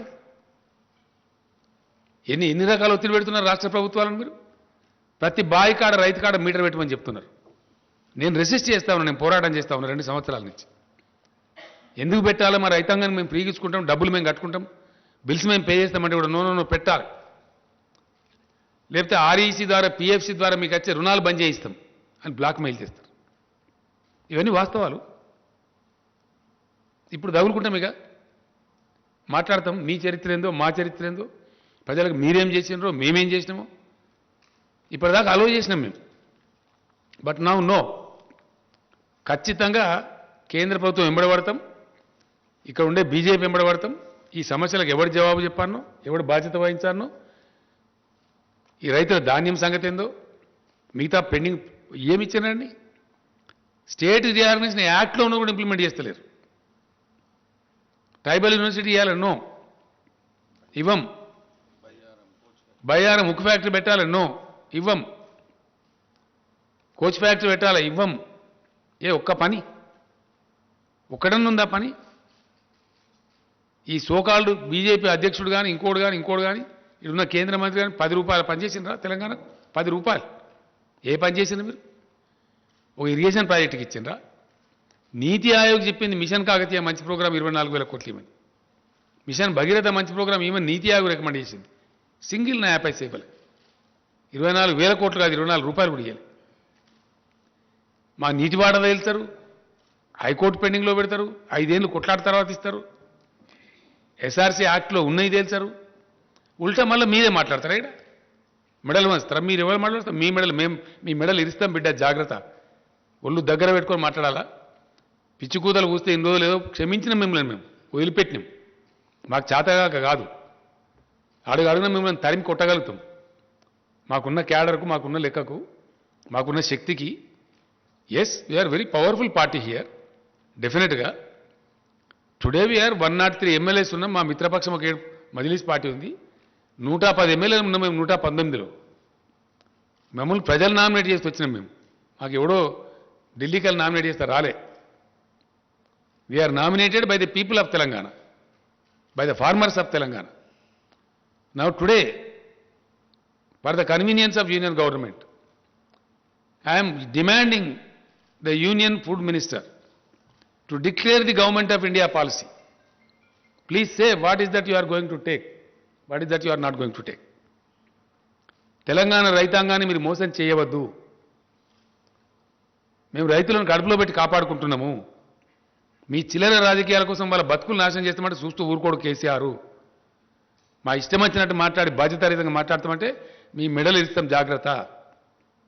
ఎస్, డెఫినెట్గా నాలుక ఉంది కదా, ఇష్టం వచ్చినట్టు మాట్లాడడం, అడ్డగోలుగా మాట్లాడడం. వట్టిగానే ప్రాజెక్టులలో అవినీతి జరిగింది. ఎక్కడ జరిగిందా? పెట్టు కేసు, నీ దమ్ముంటే. Yes, conduct enquiry, we are ready. What rubbish you are talking on the streets? ఇష్టం వచ్చినట్టు మాట్లాడుకుంటా, కుక్కలు మురిగినట్టు మురుక్కుంటా, చట్టాలను మాట్లాడుకుంటా, మనుషులను మాట్లాడుకుంటా, అడ్డగోలు ప్రచారాలు చేసుకుంటా ఇంకా సాయించాం, జాగ్రత్త. Be careful. మేము ఉద్యమాలు చేసిన వాళ్ళం, మహామహా రాకాసులతో కొట్లాడిన వాళ్ళం. ఈ గోకాసులు ఏం లేక నలిసి పారేస్తాం. తమాషా చేస్తున్నారా ఈ రాష్ట్రంలో? What is this? ఇప్పటిదాకా మేము ఎందుకన్నా మంచి పద్ధతిలో పోయినాం. నేను ప్రధానమంత్రి కూడా చెప్పిన, మీరు చేయాల్సినవి చేస్తలేరు, అయినా మేము మీకు కోఆపరేట్ చేస్తున్నాం. అనేక సందర్భాల్లో కోఆపరేట్ చేసినాం. President of India election cooperate చేసినాం, vice president of India election cooperate చేసినాం, అనేక బిల్స్ పాస్ చేసేటప్పుడు కోఆపరేట్ చేసినాం. మా మీద ఎందుకంటే మీరు అనవసరంగా ఇట్లా చేస్తారని చెప్పి నేను చెప్పిన, మర్యాదతో చెప్పిన. మేము సంస్కారవంతంగా ఉన్నామని చెప్పిన.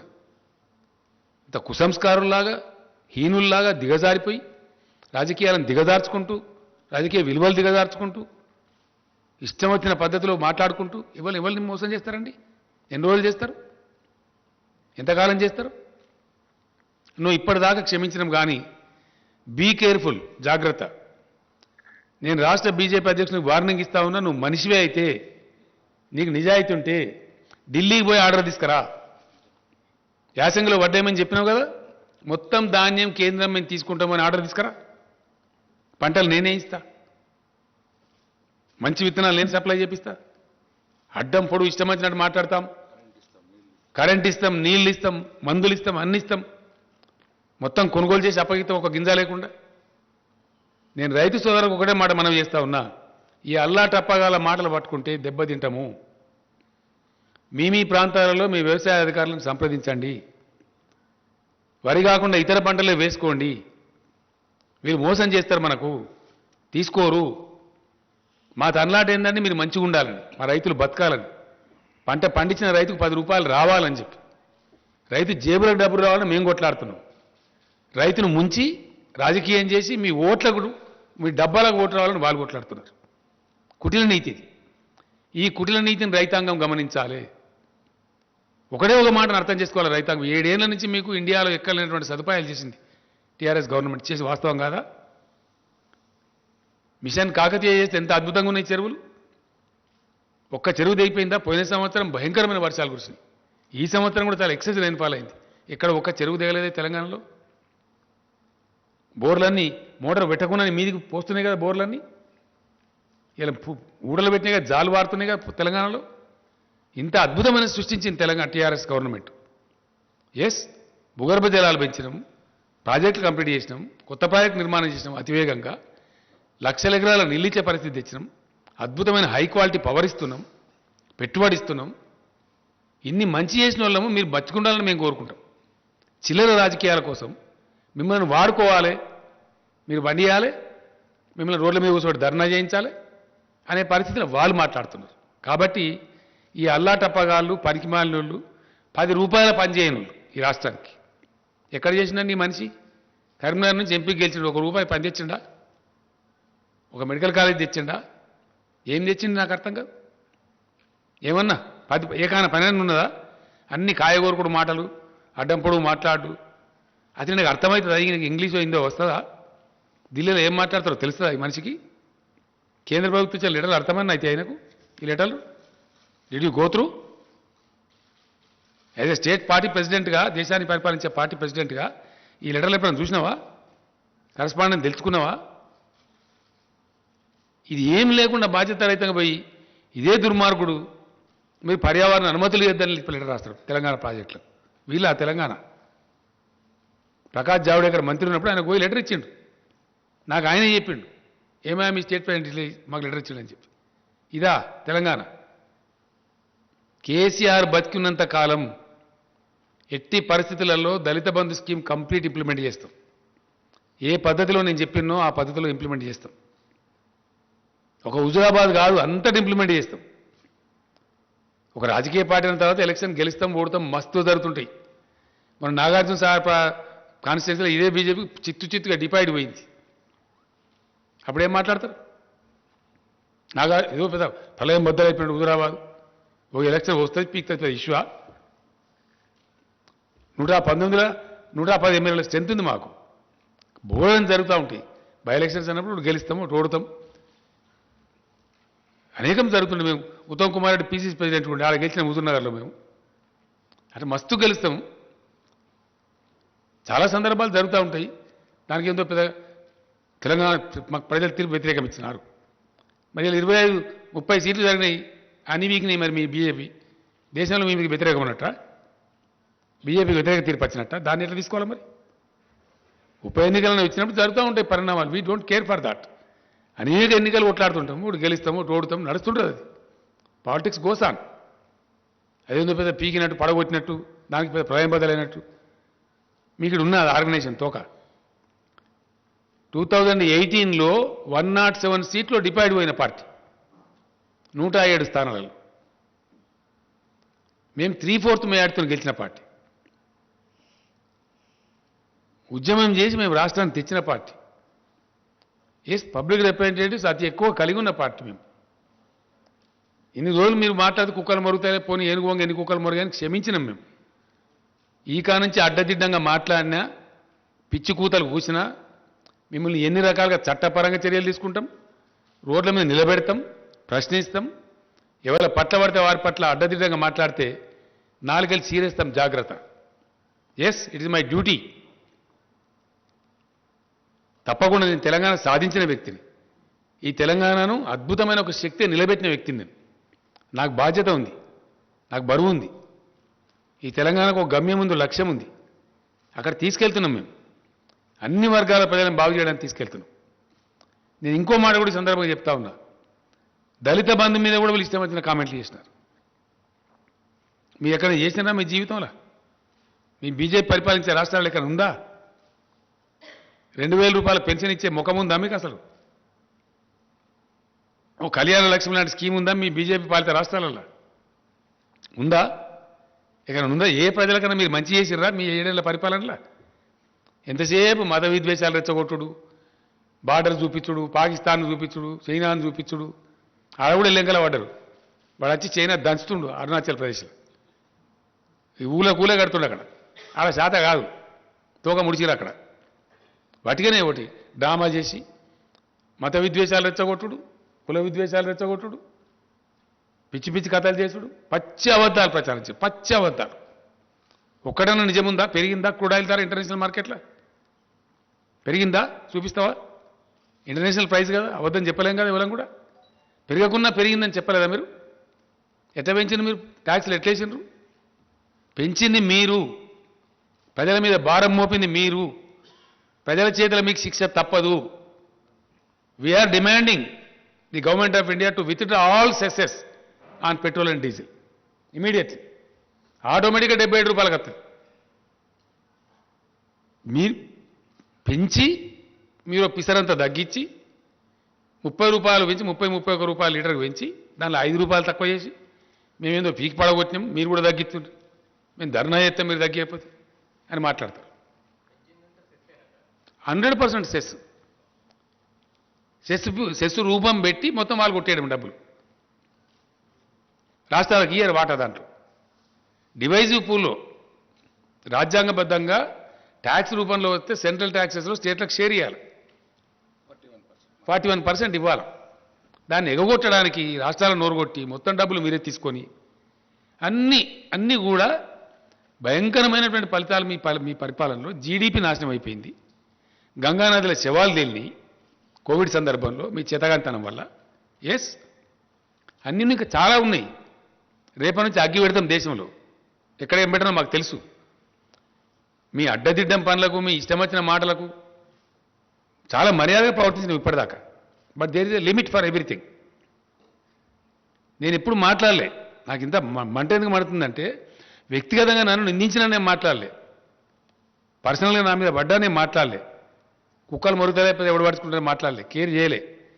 కానీ రైతాంగం యొక్క బతుకుతో ఇలా చెలగాట మారుతున్నారు కాబట్టి, పంటలు వేయమని బాధ్యత రైతాంగం చెప్తున్నారు కాబట్టి, మీ మాట నమ్మి ఒకవేళ వడ్డు పండిస్తే రైతులు రేపు పొద్దున మునుగుతారు కాబట్టి, వాళ్ళని ఎట్టి పరిస్థితులు మునిగిపోనియద్దు, కాపాడుకోవాలి కాబట్టి నేను ఆవేదనతో ఈ మాట చెప్తాను. ఏ వ్యవహారం చక్కగా ఉన్నదండి వీళ్ళది? సింపుల్ ముచ్చటండి, ఒకటే మాట దయచేసి, ఎక్కువ లేదు. కేంద్ర ప్రభుత్వం బియ్యం తీసుకుంటా, వడ్డు తీసుకుంటా అంటే రాష్ట్ర ప్రభుత్వం వద్దంటుందా? కమాన్ స్టేట్ దా. నేను మా వ్యవసాయ మంత్రి గారిని పంపిస్తా, ఆయన బాగా ఎడ్యుకేటెడ్, హైలీ ఎడ్యుకేటెడ్. నువ్వు రా డిబేట్కి అడగస్తావు. నువ్వు వంట అంటే మేము వద్దంటున్నావా? ఇన్ని నీళ్లు తెచ్చి, ఇన్ని ప్రాజెక్టులు కట్టి, ఇంత కరెంటు తెచ్చి, ఇలా రైతాంగం కార్లు కొనుక్కుంటున్నారు ఊళ్ళల్లో. ఊళ్ళు ముఖాలు తెల్లబడ్డాయి. హైదరాబాద్లో కూడా వాపసు పోయి ఇల్లు చదువుకుంటున్నారు ఊళ్ళల్లో, సంతోషపడుతున్నారు. ఒక దరికి వచ్చే తెలంగాణను నీ చిల్లర రాజకీయం కోసం నీ కంపు నోరుతోని ఇష్టం వచ్చినట్టు మాట్లాడి మెడలు వస్తావు. ఎవరి మెడలు వస్తావు? నీ మెడలు 4 ముక్కలు చేస్తావు అనుకుంటున్నావు, జాగ్రత్త. తెలంగాణ ప్రజల జీవితాలతో చెలగాట మాట్లాడితే ఊకోడు కేసీఆర్. నన్నంటే నేను పడ్డా, కానీ తెలంగాణ రైతులు మోసం చేస్తా, తెలంగాణ రాష్ట్ర ఎకానమీ నాశనం చేస్తా, నో. మేము కడుపు కట్టుకొని, నోరు కట్టుకొని, నీతిమంతంగా, డిసిప్లిన్గా ఫిజికల్ ప్రుడెన్స్ మెయింటైన్ చేసినాం, ఆర్థిక క్రమశిక్షణ పాటించినాం. దానివల్ల రాష్ట్ర ఆర్థిక పరిస్థితి పటిష్టంగా ఉంది. అలా we are number 1 state in the country. ఇది మా డిసిప్లిన్. మీ చాతగాంతనం వల్ల దేశాన్ని నాశనం పట్టించింది మీరు. మీరు వచ్చినాడు 30-40 వేల కోట్ల అప్పు, ఇలా 1,30,000 కోట్ల అప్పు చేసింది మీరు. ఇది 70-80 లక్షల కోట్ల అప్పులు చేసిండ్రు ఈ కేంద్ర ప్రభుత్వం. జీడీపీ క్రాస్ చేసిండ్రు, ధరలు పెంచిండ్రు. ఏమైందండి ఇలా ఫలితం? మీరు పెంచిన పెట్రోల్ ధరల వల్ల ప్రతి ఒక్క వస్తువు బగ్గుమంటుంది. ఇలా అన్ని నిత్యావసర సరుకులు పెరిగినాయి, ప్రతి ఒక్కటి. ఎరువు బస్తా తీసుకొచ్చి రైతుకు అమ్మితే దాని మీద ట్రాన్స్పోర్ట్ ఛార్జ్ పెరిగిందని వాళ్ళు ధరలు పెంచుతూ ఉన్నారు. పప్పుల ధరలు పెరిగినాయి, ఉప్పుల ధరలు పెరిగినాయి. పెరిగింది ఏదైనా ఉందా ఇయ్యాల? వాని ఇవ్వనేం అనే పరిస్థితి లేదు ప్రజలు. పెట్రోల్ ధర పెరిగింది సార్, మాకు ట్రాన్స్పోర్ట్ ఛార్జ్ పెరిగింది, మేము పెంచుతాం. ఒక్క పెట్రోల్ ధర కాదు, పెట్రోల్ ధర పెంచడం ద్వారా పేద ప్రజల యొక్క జేబులు దోపిడీ చేసి వాళ్ళ కొంపలు ఆర్చింది మీరు. అన్ని నిత్యావసర సరుకులు. అసలు వాస్తవ స్టోరీ ఇట్లుంటే మీరేందో పవిత్రులు అన్నట్టు, మీరు చాలా గొప్పోలం అన్నట్టు, మా అంత సిపాయిలేరు అన్నట్టు అడ్డం పొడుగు మాట్లాడడం చాలా జాగ్రత్త. ఇప్పటిదాకా క్షమించినాం, ఇప్పటి నుంచి మాత్రం క్షమించం.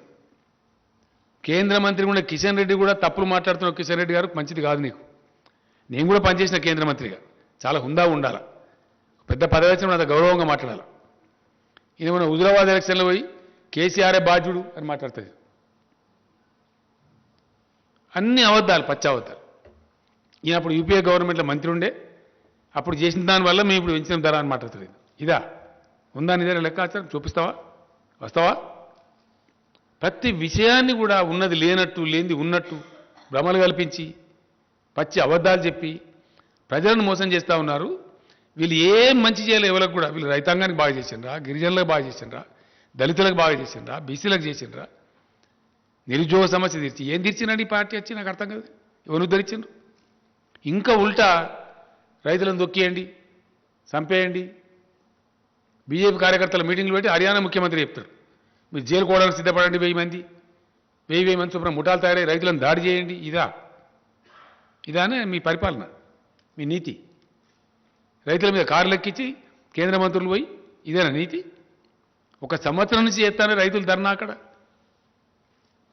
మీరు తెచ్చిన దిక్కుమాలిన కార్పొరేట్ చేతిలో పెడతామంటే వద్దని చెప్పి మొత్తం మార్కెట్ కమిటీలు రద్దు చేస్తారు వీళ్ళు. రైతుల బతుకుని తీసుకుపోయి కార్పొరేట్ల చేతిలో పెడతారు వీళ్ళు. ఎస్, మీది అదే కదా ప్రయత్నం. మీది చెప్పడమేమో తేనె ఊసిన కత్తిలాగా రైతు ఎక్కడైనా నమ్ముకోవచ్చు. అమ్ముకుంటాడు అనండి. 3 ఎకరాల రైతు 5 ఎకరాల రైతు కొంచెం కర్ణాటకలో తమిళనాడులో అమ్ముతాడా, ఢిల్లీలో కూడా అమ్ముతాడా? సాధ్యమయ్యే పనేనా? అంటే ఇరకబెట్టాలి రైతు. ఈ మోసం చేసి కార్పొరేట్ వాడు ఎంత ధర చెప్తే అంత ధరకు అమ్ముకోవాలి. ఆయన పొలంలో ఆయన జీతగానికి పనిచేయాలి. అగ్రికల్చర్ కార్పొరేటైజేషన్ కోసం చేసిన కుట్ర, భయంకరమైనటువంటి పద్ధతిలో జరుగుతున్న కుట్ర, అన్నిటినీ ఛేదిస్తామని బయట పెడతాం. ఎస్, డెఫినెట్గా రేపు పార్లమెంట్లో కూడా దద్దరిలో చేస్తాం. రాష్ట్ర హక్కుల కోసం కొట్లాడతాం. నీ ధాన్యం సంగతి కూడా పెడతాం రేపు పార్లమెంట్లో. ఇప్పుడు కూడా మేము పెడతాం డెఫినెట్గా. మా కోటా ఏందో నిర్ణయించమని చెప్పి జిల్లా కేంద్రాలలో ధర్నా చేస్తాం. 2600 రైతు కేంద్రాలలో ధర్నా చేస్తాం. అవసరం అనుకుంటే ఆల్ ఎమ్మెల్యేస్ పోయి ఢిల్లీలో ధర్నా చేస్తాం, ఇంక్లూడింగ్ చీఫ్ మినిస్టర్. మొత్తం తెలంగాణ క్యాబినెట్, తెలంగాణ ఎంపీలు, తెలంగాణ ఎమ్మెల్యేలు, ఎమ్మెల్సీలు అందరం కూడా పోయి, ప్రజాప్రతినిధులు, జడ్పీ చైర్మన్లు, స్థానిక సంస్థల చైర్మన్లు అందరం పోయి వేలాది మందిని పోయి వడ్లు కొనమని చెప్పి ధర్నా పెడతాం ఢిల్లీలో. ఇంకో నాటకం ఏంటంటే పంజాబ్లో మొత్తం ధాన్యం సేకరిస్తారండి. కంప్లీట్ 100% ధాన్యం సేకరిస్తారు. తెలంగాణ ధాన్యం ఎందుకు కొన్నారు నేను అడుగుతా ఉన్నా. మీ సమాధానం ఏంటి? ఫస్ట్ దానికి సమాధానం చెప్పు. నీ మెడల సంగతి, తోల సంగతి అట్లా ఉండదు. పంజాబ్లో మొత్తం సేకరించి తెలంగాణ ధాన్యం ఎందుకు సేకరించరు? కారణం ఏంది? కేంద్ర ప్రభుత్వం రాష్ట్రానికి ఒక నీతి ఉంటుందా? కేంద్ర ప్రభుత్వానికి చిత్తశుద్ధి ఉంటే తెలంగాణలో కూడా మొత్తం ధాన్యం సేకరించాలి 100%. ఎందుకు సేకరించరు? తెలంగాణలో ప్రొడక్టివిటీ ఎక్కువ. దేశానికి అన్నం పెడుతుంది తెలంగాణ. ఇయ్యాల మీ కళ్ళు మండుతున్నాయి. తెలంగాణ రైతులు సంతోషపడితే మీ కడుపులు ఉడికిపోతున్నాయి. కాబట్టి పిచ్చి పిచ్చి ప్రేలాపనలు మానుకొని జాగ్రత్తగా మాట్లాడాలా, జాగ్రత్తగా వ్యవహారం చేయాలా. రైతులు కూడా చూస్తాం, ఒక వారం రోజులు చూద్దాం. కేంద్ర ప్రభుత్వం ఒకవేళ ఆర్డర్ ఇస్తుందా ఇయ్యని మేము కూడా డిమాండ్ చేస్తా ఉన్నాం. అధికారులు మొన్ననే పోయొచ్చారు. నిన్న రాత్రి కూడా నేను మాట్లాడినా. ఒక వారం చూద్దాం. డిసెంబర్ దాకా వేయచ్చు వారి. ఇప్పుడు తొందరపడేసే అవసరం లేదు. నిజంగానే కేంద్రం తీసుకుంటే సంతోషంగా వేద్దాం వారి. కానీ కేంద్రం తీసుకోదు. వాళ్ళు రాయించుకున్నారు మనతోని. No boiled rice from Telangana state అని మీకు ఇచ్చిన సీట్లలో ఉందండి. దయచేసి మీరు చూడండి. స్పెసిఫిక్ ఇచ్చిన కేటగిరీ. ఇంకా ఎఫ్సిఐ మేనేజర్కి ఒక దాంట్లో ఇచ్చారు. బ్యాక్ టు బ్యాక్ ఉంది ఒక దాంట్లో. ఒక సెంటెన్స్ నేను చదివి వినిపిస్తాను మీకు. ఎఫ్సిఐ ఇక్కడ లోకల్ మేనేజర్ గారికి బ్యాక్ టు బ్యాక్ ఉంది. అది మీ దగ్గర ఉందా కమలాకర్? అది కాదు, 80-20 ఒకటి ఉంది. అదంతా మోసం చేశారు. ఫైనల్గా చెప్పిన దానిలో ఇక్కడ ఉందండి. కృషి భవన్ ఇన్ న్యూఢిల్లీ మీకు ఇచ్చిన దానిలో ఉంది. దీనిలో బ్యాక్ పేజీలు ఏముంటుందంటే క్లియర్గా the general manager Telangana region FCI with a request to take in writing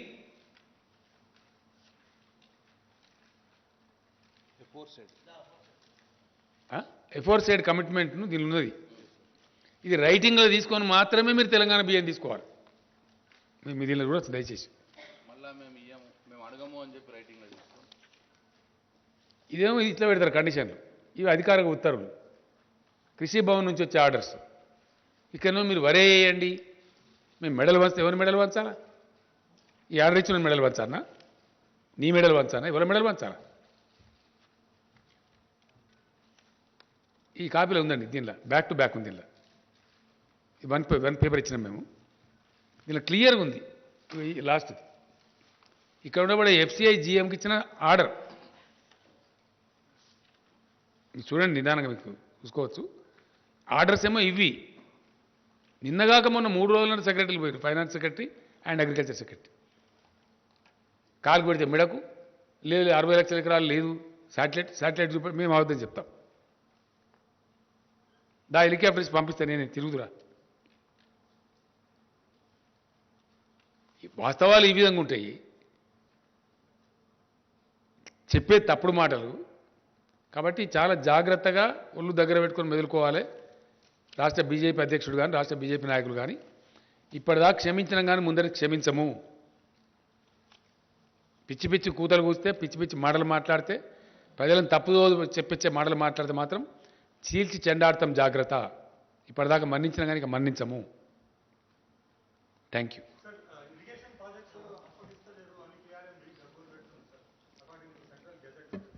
అదో కేఆర్ఎంబి తోక. ఏమి కేఆర్ఎంబి? నీకు ఏమైనా ఇంట్రెస్ట్ ఉందా బాగా Rahul? Are you supporting KRMB? Are you welcoming KRMB? Gazette నిజమే. గజెట్ ఏం gazette? Gazette same centre. Why they are not referring this to C3 section 3 కింద? Why are you not writing an article as a Telangana బిడ్డ? Please right.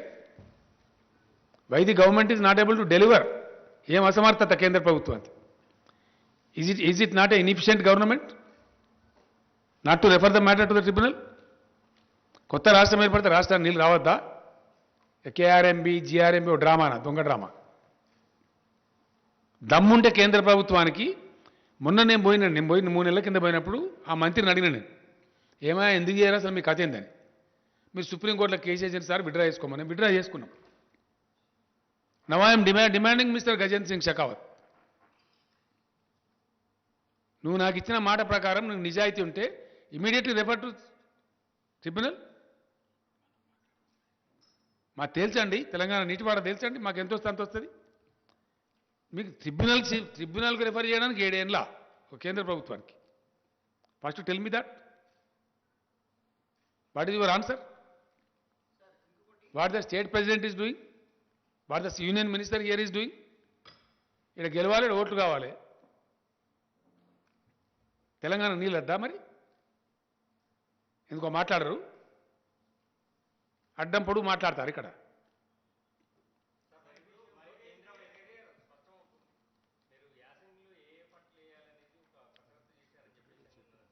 మొత్తం details అన్ని ఇచ్చిండ్రు, అందరికి ఇచ్చిండండి. ఇచ్చినారు. వ్యవసాయ శాఖ నేను ఏమంటున్నా, రైతాంగం ఏ పంటలు వేయాలనేది మీ స్థానిక వ్యవసాయ అధికారులను సంప్రదించండి. వాళ్ళు ఆల్రెడీ మీటింగ్లు పెడుతున్నారు, చెప్తున్నారు. ప్రత్యామ్నాయ పంటలే వేసుకోండి, మంచి లాభం జరుగుతుంది. 2 పంటలు వండియచ్చు. ఇప్పుడు నువ్వులు వేయచ్చు ప్లస్ పెసర్లు వేయవచ్చు. వరి కంటే ఎక్కువ డబ్బులు వస్తాయి. కొంతమంది మూర్ఖంగా పిచ్చిగా మరి నీళ్ళు తెచ్చారు కదా, ఎందుకు తెచ్చారు, వరి పంట అయిపోతే ఎట్లా అని మాట్లాడుతుంది. నీళ్ళు తెచ్చింది పంటలు వేసుకోమని, వరి పంట వేసుకోమని కాదు. ఏ పంట అయినా వేసుకోవచ్చు. ప్రభుత్వం పెట్టుబడి ఉండే తొందరగా పడుతుంది. ప్రభుత్వం మీకు పెట్టుబడి ఇస్తుంది, కరెంట్ ఇస్తుంది, నీళ్ళు ఇస్తుంది, భూగర్భ జలాలు పెంచింది. మీరు పంటలు పండించి మంచిగా బతకమని కదా, ఈ సన్నాసుల చేతులు పడమని కాదు కదా. చాలా ఉన్నాయి పంటలు, అద్భుతమైన పంటలు పడతాయి. Yes please.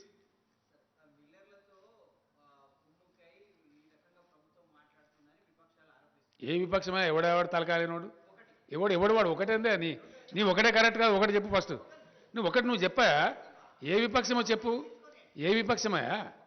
నువ్వు ప్లీజ్ బీ పేషెంట్. ఏ విపక్షమో చెప్పును. వాడు తలకాయనోడా, తోకునోడా, మంచిగా గాడిదా?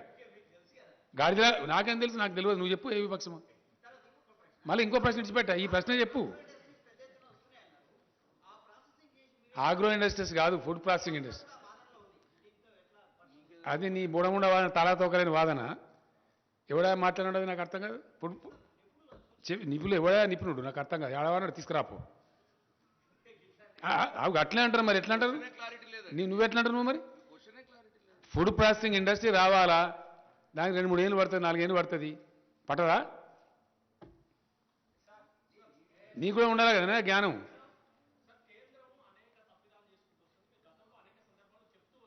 ఇప్పుడు ఇంకా ఫైట్ చేస్తాం. 100% రాష్ట్ర ప్రయోజనాలు కాపాడడానికి అవసరమైన అన్ని రకాల పోరాటాలు చేస్తాం. ఎస్. ఇప్పటి వరకు మేము కొద్ది గొప్ప పేషెంట్ ఉన్నది. ఎందుకు అనవసరమైన కయ్యం? కొత్త రాష్ట్రం, దీన్ని మంచిగా కొంచెం ఒక సెట్ చేసుకుందాం. ఇప్పుడు సెట్ చేసుకున్నాం. ఆర్థికంగా నంబర్ 1 ఉన్నాం, పంటలు పండించేదానిలో నంబర్ 1 ఉన్నాం, పర్ క్యాపిటా పవర్ యూజ్లో నంబర్ 1 ఉన్నాం, ధాన్యం సేకరించే దానిలో నంబర్ 1 ఉన్నాం, సంక్షేమ రంగంలో నంబర్ 1 ఉన్నాం, దళిత బంధు లాంటి అద్భుతమైన విప్లవాత్మక పథకాలు తెచ్చిన దానిలో నంబర్ 1 ఉన్నాం. కళ్ళు మండుతున్నాయి, గజ్జున వణుకుతున్నారు. బీజేపీ ఎమ్మెల్యేలే డిమాండ్ చేస్తారు కదండి. రాయచూరు ఎమ్మెల్యే కర్ణాటక మంత్రిని కూర్చోబెట్టి తెలంగాణ పథకాలు మాకు అమలు చేయండి, లేదా మమ్మల్ని తెలంగాణలో కలపండి అంటున్నారు. ముఖం మీద ఉమ్మేసి. సిగ్గుండాల. మహారాష్ట్రలో బీజేపీ గవర్నమెంట్ ఉన్నప్పుడే అక్కడి నుంచి వచ్చి మమ్మల్ని తెలంగాణ కలపాలని తీర్మానాలు చేసిన గ్రామ పంచాయతీలలో. నేను ఏమంటున్నా తర్వాత బ్రదర్, అది నేను రేపు మాట్లాడతా. మీకు రేపటి నుంచి రోజు విందే, నేనే మాట్లాడతా. ఇక డైరెక్ట్గా నేనే రంగంలోకి ఎందుకు దిగినా అంటే, ఈ చిల్లరగాళ్ళు, ఈ కిరికిరిగాళ్ళు, కిరాయగాళ్ళు వీళ్ళు తెలంగాణ నాగం చేస్తే కేసీఆర్ మౌనం పాటిస్తాడా? నా ప్రాణం పోయినా సరే, ఎంత కష్టపడి రాష్ట్రాన్ని తెచ్చిన్నో, ఎంత ఇష్టపడి దీన్ని డెవలప్ చేసిన్నో. నాకు ఒక మాట బాగా గుర్తుందండి. టీఆర్ఎస్ భవన్, తెలంగాణ భవన్ హైదరాబాద్లో ఇనాగ్రేట్ చేసినాడు. తమిళనాడు నుంచి పీఎంకే అధ్యక్షుల వారిని పిలిచినాడు రామదాస్ గారు. ఆయన వచ్చిండు. ఆయన అన్నాడు ఆ బిల్డింగ్ చూసి, పార్టీ ఆఫీస్ కట్టుకోవడానికి నీకు 1 ఎకరం జాగిస్తే ఇంత బ్యూటిఫుల్ కట్టినవు, తెలంగాణ ఇస్తే ఇంకెంత బాగా చేస్తావో కేసీఆర్ అని అతను. దేవుని దేవాల తెలంగాణ వస్తుంది రామదాస్ గారు, మీరు బతికే ఉంటారు, నేను బతికే ఉంటా, అద్భుతంగా చేసి చూపిస్తా తెలంగాణ అని చెప్పారు. మొన్న ఈ మధ్య మాట్లాడినా కానీ కంగ్రాచులేట్ చేసి, పేపర్లలో చూస్తున్నా, చాలా అద్భుతమైన రాష్ట్రంగా పురోగమించినావు, కంగ్రాచులేషన్స్ అని చెప్పి, నా దీవెన ఉంది అని చెప్పాడు. అది మాకుండే తృప్తి. మేము తగ్గించామండి, క్వశ్చన్ అది నాట్. మేము పెంచలే కదా, మేము పెంచితే కదా తగ్గించేది. మేము ఒక నయా పైసా పెంచలేదు, వ్యాట్ పెంచలే. అది ట్యాక్స్ కదనండి, మేము అవదని చెప్పడానికి ఉండదు కదా, పెంచితే రికార్డులు వస్తుంది కదా. టీఆర్ఎస్ ప్రభుత్వం ఏర్పడిన నాటి నుంచి ఒక నయా పైసా వ్యాట్ మేము పెంచలేదు. మమ్మల్ని తగ్గించమని ఎవడంటాడండి సన్నాసి గాడు?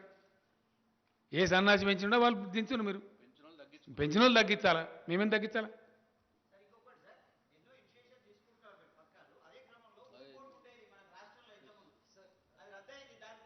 ఏంటిదండి?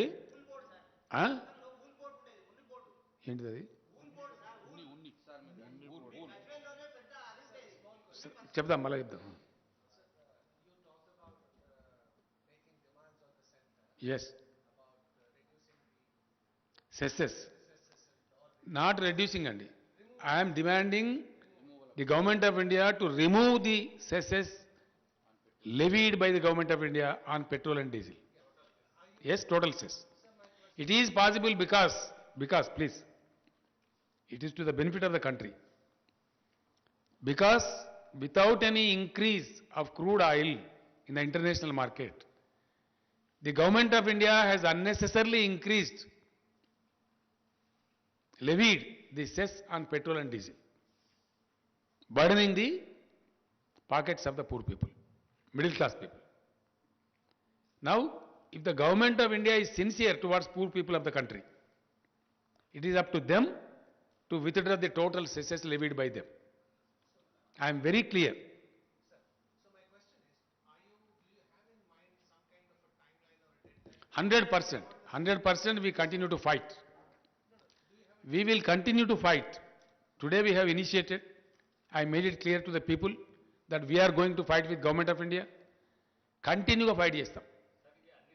పెట్రోల్ డీజిల్ మీద సెస్ విత్డ్రా చేయమని మేమే ధర్నాలు చేస్తాం. ఎవరైతే పెంపుకు కారణమో వాళ్ళని నిలదీస్తాం. ఎవ్వరం కలుపుకోనో వాళ్ళని కలుపుకుంటాం. అందరిని కలుపుకుంటాం. ఎవరు వాళ్ళని కలుపుకొని అందరిని కలుపుకుంటాం.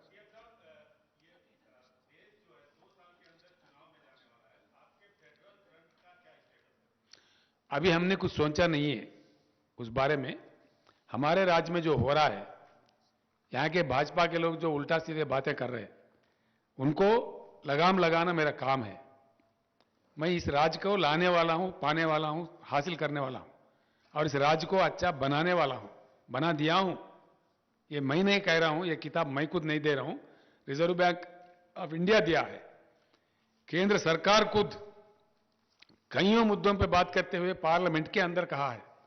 पार्लियामेंट में हर घर को पानी देने वाला, टैप देके देने वाला कोई राज्य हिंदुस्तान में है, वो सिर्फ तेलंगाना है. हर घर को फायदा पहुंचाने वाला कोई राज्य तेलंगाना हिंदुस्तान में कोई है तो तेलंगाना है. ये बात मैं नहीं कह रहा हूं, केंद्र सरकार ने पार्लियामेंट में कहा है. तो इसलिए आगे के चल के क्या करना है, जरूर हम लड़ते रहेंगे, बिल्कुल हमारे हकों के लिए, हमारे लिए और देश के हकों के लिए.